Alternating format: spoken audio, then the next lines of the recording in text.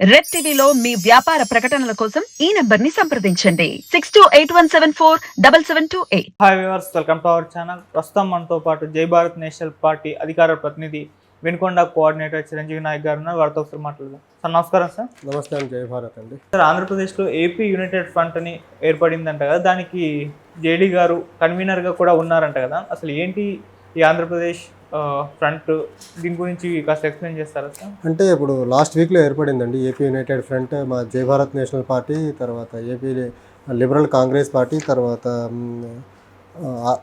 All Telugu ప్రజా party, జాతీయ Samaj party, స్వతంత్ర Janata party, RP Ambedkar party, ఇంకొక 2-3 పార్టీలు ఉన్నాయి. ఈ పార్టీలు అన్నీ కలిసి ఏపీ యునైటెడ్ ఫ్రంట్గా ఒక ఫ్రంట్ ఏర్పడింది. దీనికి కన్వీనర్గా వచ్చి మా అధ్యక్షులు వారు శ్రీ జేడి లక్ష్మీనారాయణ గారు ఉన్నారండి.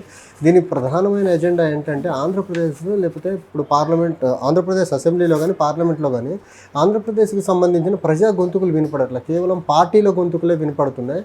సో ప్రజా గొంతుకుల్ని అసెంబ్లీలో వినపడే విధంగా రిప్రజెంటేషన్ పంపాలనే ఒక ఉద్దేశంతో మాలాంటి లైక్ మైండెడ్ పార్టీస్ అన్ని ఒక కామన్ ప్లాట్ఫామ్ మీదకి వచ్చి ఏపీ యునైటెడ్ ఫ్రంట్ అని ఒక ఫ్రంట్ని ఏర్పాటు చేశారండి.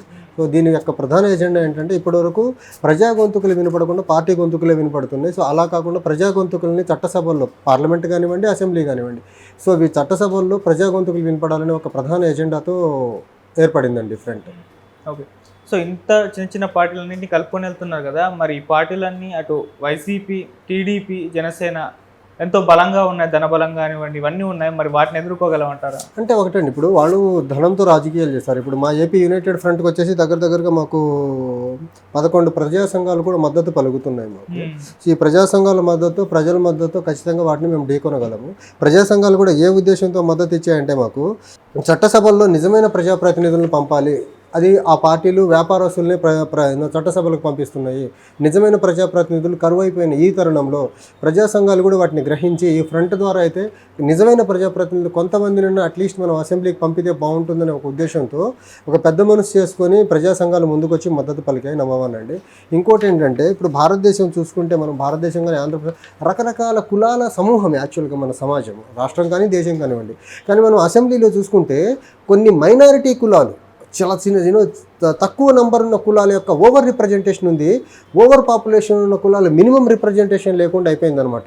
దీన్ని మనం రివైవ్ చేసి అన్ని కులాలకి సమాన ప్రాతినిధ్యం చట్టసభల్లో కల్పించాలి అంటే ఈ ఏపీ యునైటెడ్ ఫ్రంట్ లాంటి ఫ్రంట్స్ అలా ఉండాల్సిన అవసరం చాలా బలమైన, చాలా ఎంతైనా ఉంది. దీన్ని బేస్ చేసుకొని మా యొక్క ఫ్రంట్ యొక్క ఆవశ్యకతని గ్రహించే ప్రజా సంఘాల మద్దతు పలికాయి. ఇప్పుడు మనం చూసుకుంటే ఆంధ్రప్రదేశ్లో Reddys population somewhere around 5 to 6% ఉంటుంది. వాళ్ళ ఎమ్మెల్యేలు చూసుకుంటే 40 to 50 మెంబర్స్ ఉంటారు దగ్గరగా.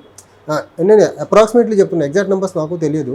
ఇంకోటి, ఇప్పుడు మనము కమ్మ పాపులేషన్ చూసుకుంటే నంబర్ చాలా తక్కువ ఉంటుంది, రెడ్డిస్ కంటే తక్కువ ఉంటుంది. కానీ వాళ్ళ ఎమ్మెల్యేలు, వాళ్ళు తర్వాత క్యాబినెట్లో వాళ్ళ మంత్రుల నంబర్ చాలా ఎక్కువ ఉంటుంది. కానీ మిగిలిన కులాలు చూసుకుంటే బీసీ, ఎస్సీ, ఎస్టీ నుంచి చాలా కులాలు ఉంటాయి, నంబర్ చాలా ఎక్కువ, వీళ్ళతో చాలా ఎక్కువ ఉంటారు. కానీ వాళ్ళ చట్టసభల్లో ప్రాతినిధ్యం ఉండట్లా. దీన్ని గ్రహించే కుల సంఘాలు కూడా 11 కుల సంఘాలు మా ఫ్రంట్కి మద్దతు పలికాయండి ఈరోజు విజయవాడలో.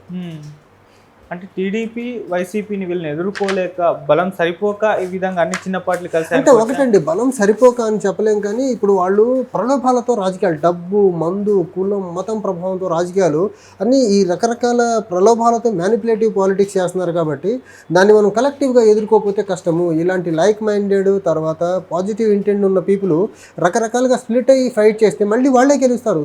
సంఘ విద్రోహ శక్తులుగా వాళ్ళే గెలుస్తున్నారు కదా, ప్రజా గొంతుకులు వినిపించిన వాళ్ళే గెలుస్తున్నారు కదా, రాష్ట్రం యొక్క ఇంట్రెస్టులు కాపాడలేని వాళ్ళే గెలుస్తున్నారు కదా.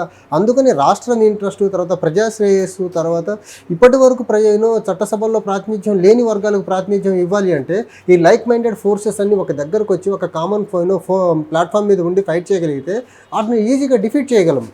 సో ఆ ఉద్దేశంతోనే 8 పార్టీలు కలిపి ఏపీ యునైటెడ్ ఫ్రంట్ ఏర్పడింది.